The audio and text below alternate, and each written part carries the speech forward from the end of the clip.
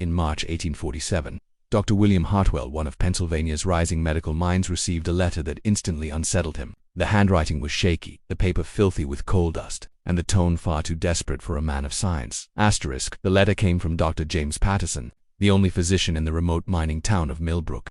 He wrote about a 3-year-old girl named Sarah Brennan, a child who showed developmental characteristics incompatible with human physiology.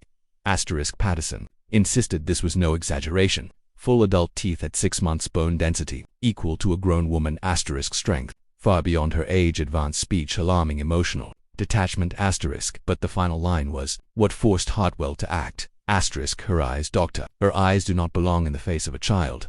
Hartwell knew rural doctors often overreacted to unusual cases, but Patterson was educated, grounded, and not prone to fantasy. If he was frightened, something was genuinely wrong.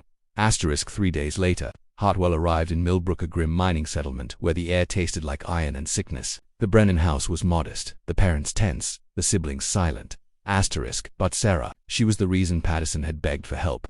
The child sat by the window reading one of her father's mining manuals, reading with the calm posture of an adult. When she looked up at Hartwell, the sense of wrongness hit him instantly. There was nothing childlike in her gaze. It was cold, focused, evaluating him. Good afternoon, Dr. Hartwell, she said with flawless articulation. I've been expecting you. Her voice alone was enough to make him doubt everything he knew about child development.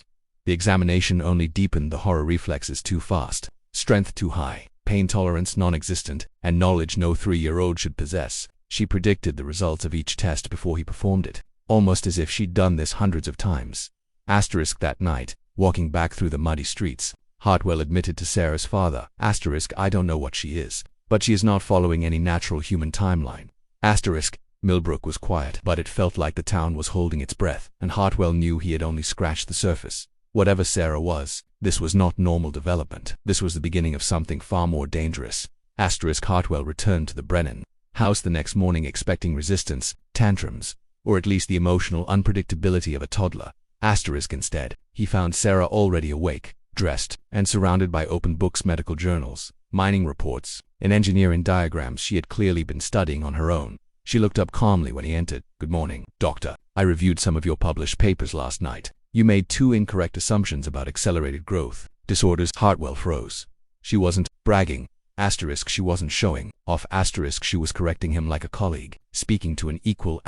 When he asked how she accessed the journals, she simply said, Dr. Patterson keeps them in his bag. I read them through the closed drawer. Impossible.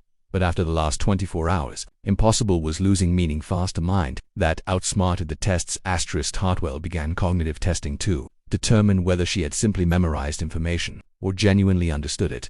He quickly learned the truth. She solved complex puzzles instantly. She understood logic tests meant for adults. She calculated geometric formulas in her head. She explained why each answer worked and gave multiple solutions. Her intelligence wasn't advanced, was unnatural. When Hartwell switched to psychological tests, facial expressions, empathy measurement, emotional interpretation, Sarah answered everything correctly but never described feelings. She described patterns. I don't feel sadness when I see someone cry, she said plainly. I understand the appropriate response, so I mimic it. She didn't lie, she didn't pretend. She just lacked something essential. A conscience. Emotion. Human instinct. Hartwell wasn't sure yet. Fear inside the house. Later that day, Sarah's mother pulled Hartwell aside. Her voice trembled. Doctor, sometimes she looks at us like she's studying us, like we're animals in a cage. Is she dangerous? Hartwell didn't answer immediately. Finally, he said, she understands right and wrong, but intellectually, not emotionally. She follows rules because she analyzes outcomes, not because she feels them. Margaret went white. A child with adult logic and no emotional barriers was not a harmless combination. A moment that changed everything. That evening, Sarah's older brother scraped his knee outside and began crying. The reaction was loud, dramatic, and exactly what a teenage boy would do after falling on gravel. Sarah walked over, not running, not rushing, just walking. She cleaned the wound with perfect technique, wrapped it faster than most nurses, and gently told him to breathe slower. The actions were flawless, but her eyes remained empty. She wasn't comforting him. She was conducting a procedure. Hartwell stood there watching. A chill moved through him. This wasn't precocious intelligence. This wasn't accelerated maturity. This was something wearing the shape of a child, but thinking like something far older. On the 5th morning of his investigation, Hartwell arrived at the Brennan house expecting the same controlled, eerie composure from Sarah. Instead, he noticed something new, something subtle, but deeply alarming. When the sunlight hit her face, her pupils didn't react like a human's. They contracted in a strange, uneven pattern, too fast, then too slow, almost like a camera lens adjusting itself. It wasn't random, it was intentional. Sarah watched him notice for the first time since he met her. She looked cautious. "You're observant, doctor," she said quietly. "Most people never see it." Hartwell's pulse jumped. "What other abnormalities have you noticed in yourself, Sarah?" She didn't hesitate. "My body temperature runs higher than normal. My heart rate stays lower than expected. Need very little sleep. And most important, I do not age like others." Hartwell leaned forward. "What do you mean you don't age?" Sarah closed the book in her lap, the motion slow and deliberate. "My growth is not following normal human patterns. I believe I will reach physical maturity early, and I suspect that once I do, the aging process may slow drastically, or stop." That statement hit Hartwell like a cold hammer. This wasn't accelerated growth. This was modified growth, a biological system running by rules no human shared. But Sarah wasn't finished knowledge. She should not have. Later that afternoon, Hartwell tested her linguistic abilities. He spoke to her in German, a language she had never been exposed to. She responded fluently, perfect grammar, perfect pronunciation, no hesitation. When he asked how she understood him, she answered, "I've known German before." Before what? Before I was Sarah. The sentence hung in the air like smoke. A moment of dangerous honesty. Hartwell pressed gently. "What do you believe you are?" Sarah watched him with the calmness of a surgeon deciding whether to cut. "I believe my consciousness is older than this body." Hartwell felt the hair on his arms rise. "You're telling me your mind existed before your birth?" "Yes," she said simply, "as it has many times before." Her tone was neutral, no pride, no confession, just truth, or what she believed was truth. 17 lives, she added. That's how many I remember. Clearly, Hartwell felt dizzy, claiming to have lived multiple lifetimes. Yet nothing about her suggested fantasy or imagination. Her logic was clean, clinical, terrifyingly rational. Not a delusion, a pattern. He tried to challenge her. How could that be possible? I don't know the mechanism, she admitted, but I know the experience. A body dies, awareness continues, and eventually, a suitable new host appears. Then she said something that pierced him deeper than anything so far. I didn't replace Sarah Brennan. I merged with her. That was the moment Hartwell realized the truth. Sarah didn't think she was special. She didn't think she was cursed. She didn't think she was magical. She thought she was normal for what she was, and that meant whatever she was not unique. Somewhere far beyond Millbrook's dirty streets and cold-choked sky, the world might hold others like her, waiting, watching, moving from body to body, hidden in plain sight.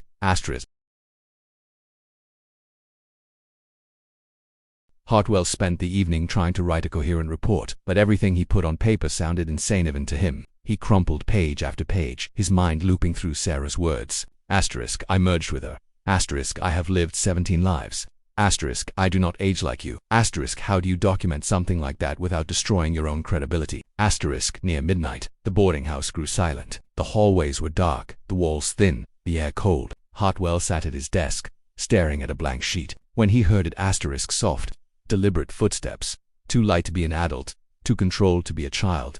They stopped right outside his door. Then Dr. Hartwell, Sarah's voice, low, calm, wide awake. He opened the door. There she stood, perfectly dressed, perfectly alert, her expression carrying an unsettling seriousness. I waited until everyone was asleep, she said. We need to talk privately.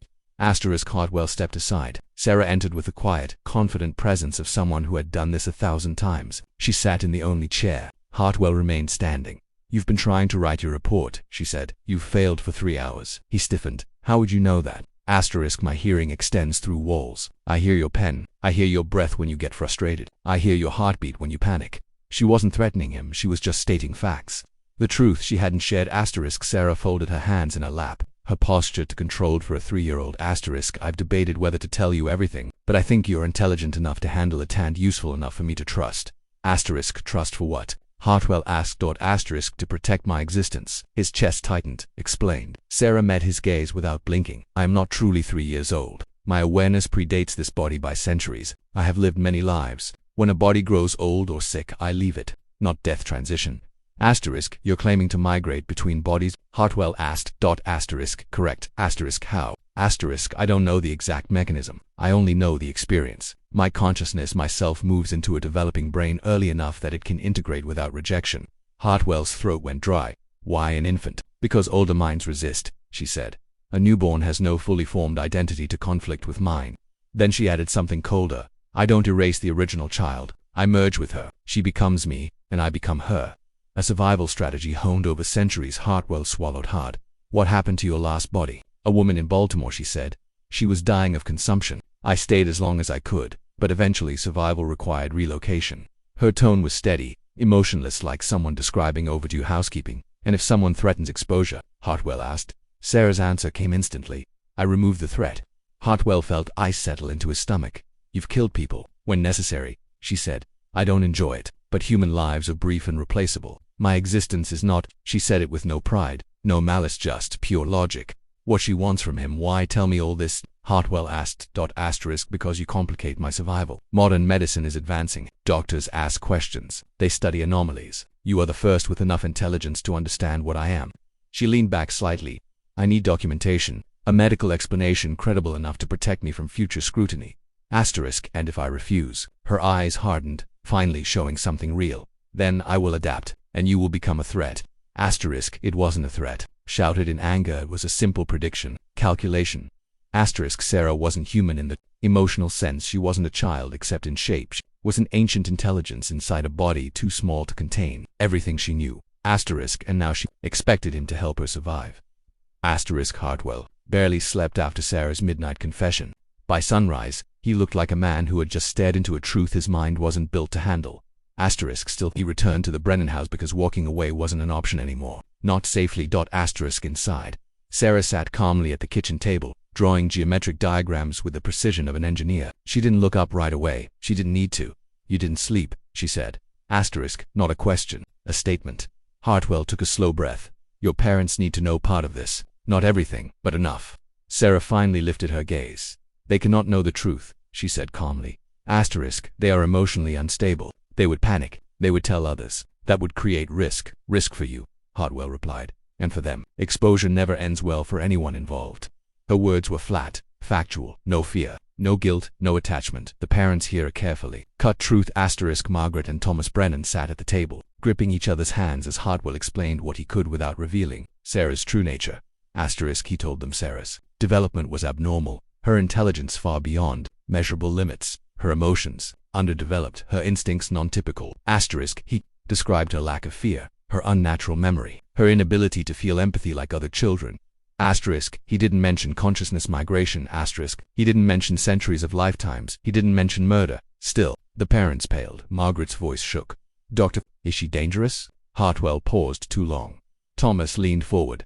Asterisk, be honest. Asterisk, all I can say, Hartwell replied, is that Sarah does not experience the world the way we do. Her moral choices are driven by logic, not emotion. Margaret began silently crying. Thomas just stared at the table. A small moment that reveals a larger truth. Asterisk, during lunch, the youngest Brennan boy knocked over a cup and burst into embarrassed tears. Margaret rushed to comfort him. Sarah watched quietly for several seconds before stepping closer. She knelt, wiped his face and said, Asterisk, you're not hurt. Crying is inefficient. Breathe slower. Asterisk, the boy nodded, trusting her without understanding why. Asterisk, Margaret looked terrified. Hartwell did too. Sarah wasn't being cruel. Asterisk, it simply didn't grasp why crying happens or why comfort matters. She understood reactions. She didn't understand feelings. Asterisk, and she never would, not the human way, and experiments Hartwell shouldn't have done. Asterisk, later that day, Hartwell attempted something risky, a test designed to measure emotional resonance. Asterisk, he asked Sarah to look at pictures of people in distress, fear, grief, anger, and describe what she felt. Asterisk, she answered every image with perfect clinical accuracy. Asterisk, she is grieving the loss of a child. Asterisk, he is afraid and preparing to flee. Asterisk, she is angry because she feels powerless. When Hartwell asked, what do you feel when you look at them? Sarah went silent. Then, I don't feel what they feel, but I understand what they feel. Asterisk, that is enough.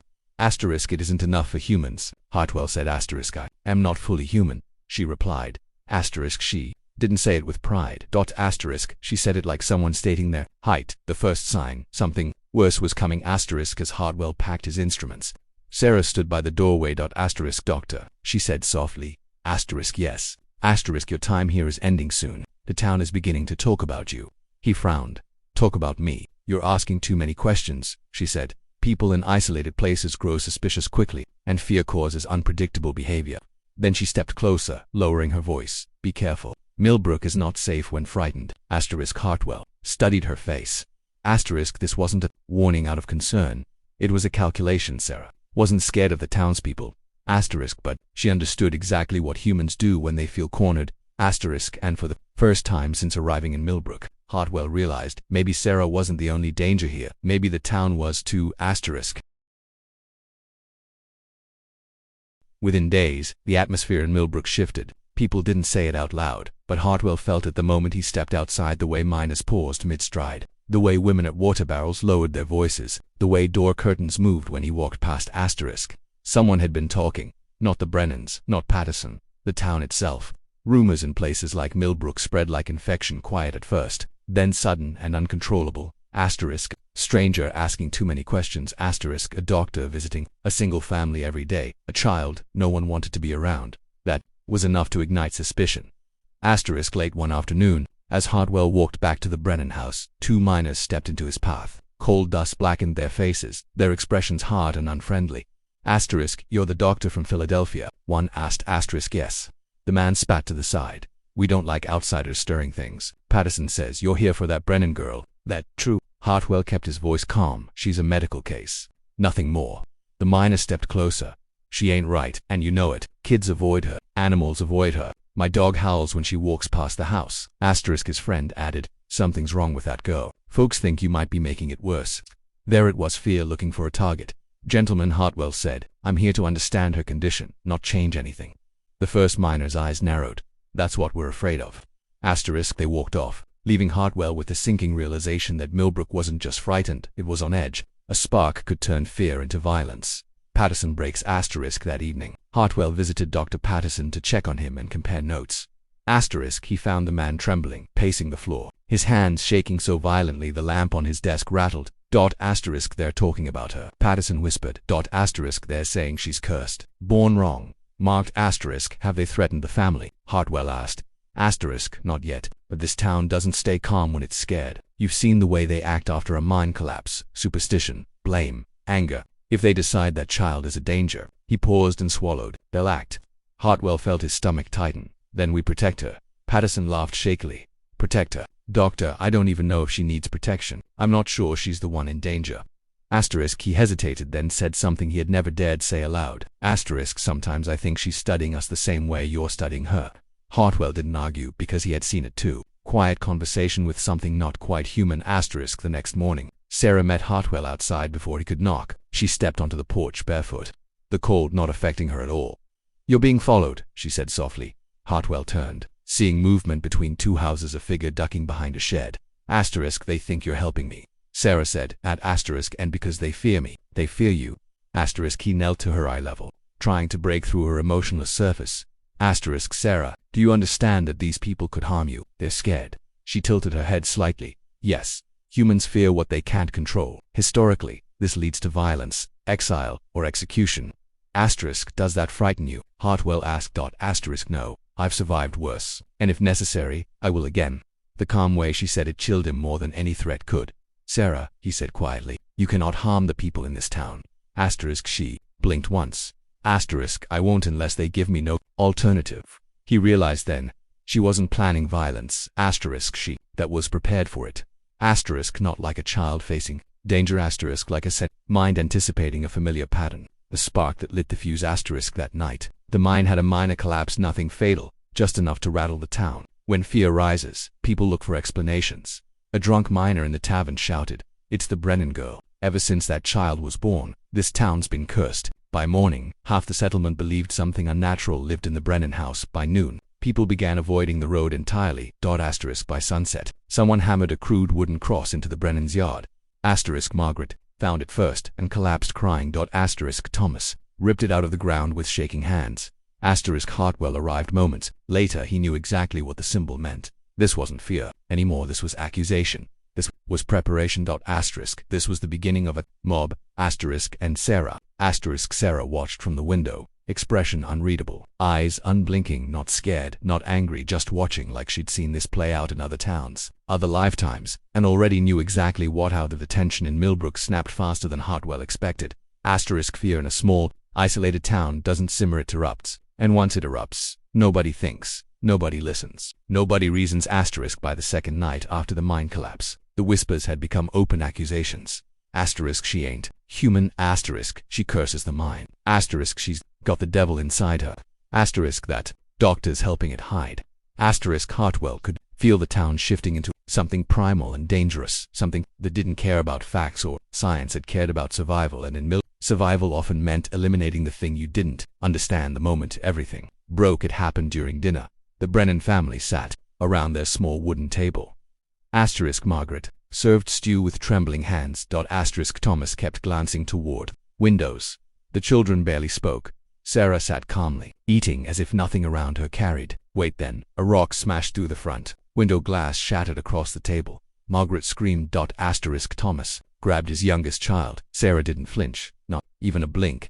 Asterisk Hartwell rushed to the window. Asterisk he saw shadows in the dark, 5, maybe 6 men standing at the road's edge, watching the house. No faces, just silhouettes. One of them yelled, "Bring the monster out." Another voice shouted, "Get rid of it before more of us die." The mob wasn't fully formed yet, but it was forming. And once a mob starts, stopping it is almost impossible. The family begins to break. Asterisk Margaret grabbed Sarah's shoulders, panic choking her voice. Asterisk, why are they doing this? What did you do? Tell me. Sarah simply looked at her, unbothered. I breathe. I exist. That seems to be enough to frighten them. Margaret recoiled like she'd touched fire. Hartwell stepped in. Asterisk everyone stay calm. Thomas board the window. Margaret take the children into the back room. Asterisk Thomas shook, but he obeyed. Asterisk Sarah just stood quietly, watching the broken glass glimmer on the floor. A conversation Hartwell didn't want to have. Asterisk when the house finally quieted, Hartwell pulled Sarah aside. You must stay inside, he said sternly. You cannot confront them. You cannot provoke anything. Sarah studied him with those unsettling eyes. I won't provoke them, she said. Asterisk, I am simply waiting to see what decision they make. Asterisk that decision could be violence. Sarah, I know, she replied, and I'm preparing for that outcome. Hartwell felt his stomach drop. Preparing how? She didn't answer immediately.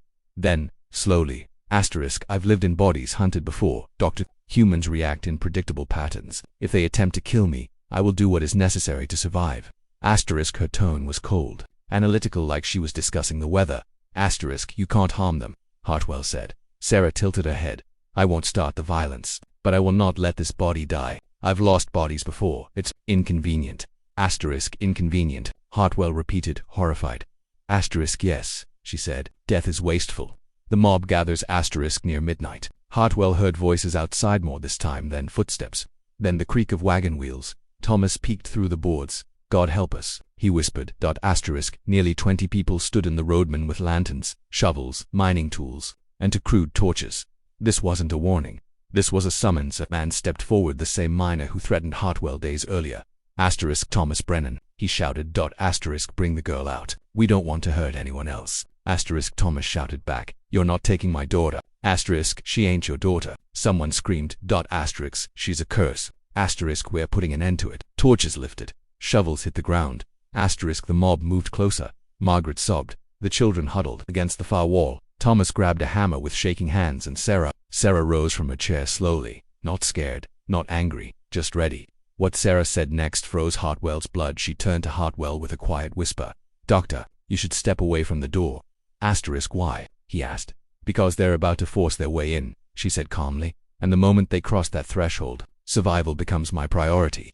Asterisk Sarah, he whispered urgently, you must not harm them. Do you understand me? Asterisk she looked at him with the patience of someone who had lived many lifetimes, and was tired of explaining the obvious. Asterisk I understand your request, she said. Asterisk but understanding and obeying are different things. The mob outside roared. Bring her out now. The door shuddered. The lantern light flickered. Asterisk and for the first time since arriving in Millbrook, Hartwell realized something horrifying. He wasn't sure which side he should fear more, the mob outside, or the ancient intelligence standing right next to him. Ere it would lead. Asterisk. The first blow hit the door like a gunshot. Asterisk, the wood cracked, dust drifted from the ceiling. Margaret screamed. Thomas braced himself against the entrance, teeth clenched, shoulders shaking. Outside the mob shouted in chaotic unison, bring her out. Asterisk end it tonight. Asterisk she's not human. Inside, Sarah stood perfectly still. No fear, no panic, no confusion. Just calculation. Hartwell grabbed her shoulders urgently. Asterisk Sarah, listen to me. You cannot harm these people. They're terrified. They're not thinking clearly. She studied him with that ageless stare. I won't hurt anyone unless I must, she said calmly. Asterisk, but if they force entry, they become aggressors. Asterisk. Hartwell snapped. She blinked once. Slowly. You fear what I might do. They fear what I am. Fear makes humans violent. That is why we are here now. Asterisk. Another slam hit the door harder. The wood buckled. Thomas staggered backward. Asterisk. One more hit and the mob would pour. Inside. The breaking point. Asterisk. A torch hit the side of the house, flames licking the dry boards. Asterisk. Someone screamed, burn the demon out. Hartwell lunged for a bucket of water, throwing it over the spreading fire. Smoke curled into the room. Asterisk. Thomas, barricade the butts. It was too late. The door exploded inward. Thomas fell back. Men surged forward, pickaxes, torches, rage. Asterisk. Their faces twisted with fear, not hatred. Fear is always worse. Margaret shielded the children. Screaming, Hartwell stepped in front of Sarah, out of pure instinct. And Sarah, she stepped around him. Asterisk. The moment Sarah stopped pretending. Asterisk. The first man charged with a pickaxe. Asterisk. He didn't make it to step. Sarah moved so fast Hartwell didn't fully see it. A blur, a shift of weight, the sound of something heavy hitting the floor. Asterisk. The miner lay unconscious, tools skittering across the wood. Another man grabbed her arm. She twisted, effortless, precise, dropping him with a movement no 3-year-old should even comprehend. Asterisk. Stop. Hartwell shouted. Asterisk. Sarah, stop. She turned her head toward him. I am minimizing harm, she said. Asterisk. If I intended violence, these men would be dead. Her voice wasn't cruel, it was factual. A third man lunged at her with a torch. Sarah stepped aside, yanked his arm, and sent him crashing into the wall so hard the torch snapped in half. 3 down. The rest froze. Asterisk. The mob realized something chilling. This wasn't a child. This was a predator wearing a child's shape. When fear meets reality. Asterisk. The remaining men backed toward the door, faces pale. Someone whispered, what is she? Another. God forgive us. Sarah didn't chase them. She just stood there, breathing steady, eyes black and unreadable. You came to kill me, she said softly. You cannot. Silence. No one dared move. Then Thomas, hands shaking, stepped in front of her. Get out, he said hoarsely. Asterisk. She's my daughter. You don't touch her again. Asterisk. The mob hesitated, then fled into the night, stumbling, dropping tools, tripping over each other in blind terror. Asterisk. For the first time, Hartwell saw actual fear in Sarah's face. Not fear of death, fear of exposure. The choice. Asterisk. When the house was finally quiet, Sarah turned to Hartwell. I must leave Millbrook, she said. Tonight? Asterisk. Margaret cried. No, you're just a child. Sarah shook her head gently. I was never just a child. Staying here puts all of you in danger. Thomas stepped forward. Where will you go? You're 3 years old. Asterisk. I won't be 3 for long, she replied. Hartwell understood she wasn't asking for permission. Asterisk. She was informing them of her next step. Asterisk. Sarah, you can't survive alone, he insisted. She met his eyes. I've survived alone many times. Then, more quietly, Doctor, thank you for listening. Not many humans ever do. The final goodbye. Asterisk. She kissed Margaret on the forehead, like someone mimicking affection, rather than feeling it. Asterisk. She placed her small hand on Thomas's arm. Asterisk. You protected me when you didn't understand me, she said. Asterisk. That matters. Asterisk. Then she walked to Hartwell. Asterisk. You will not write your report, she said softly. Asterisk. It would destroy your career, and it would invite people far worse than this town. Hartwell swallowed. What will people say when you're gone? That she died, Sarah said simply. Children die often in places like this. No one will question it. The way she said it made Hartwell's chest tighten. Will I ever see you again? He asked. Sarah looked toward the mountains. Perhaps. I tend to cross paths with the same minds across different centuries. Asterisk. She stepped outside into the darkness. Asterisk. The cold didn't touch her. Asterisk. The shadows seemed to bend around her small form, and then she was gone. Not running. Asterisk. Not hiding. Just gone, like something that had finally shed its disguise. Aftermath. Asterisk. By morning, Millbrook believed the Brennan girl had passed quietly in the night. No one questioned it. No one wanted to. The cross was removed. The whispers faded. Asterisk. The town returned to its grim routine. Asterisk. Dr. Hartwell left Millbrook that same day, carrying no report, no evidence, no proof, only memory. A memory that would haunt him for the rest of his life, because he knew one thing with absolute certainty. Asterisk. Somewhere out there, in another town, in another body, she was starting her life again, watching, learning, preparing. Asterisk. And if she had lived 17 lives already, she was nowhere near finished.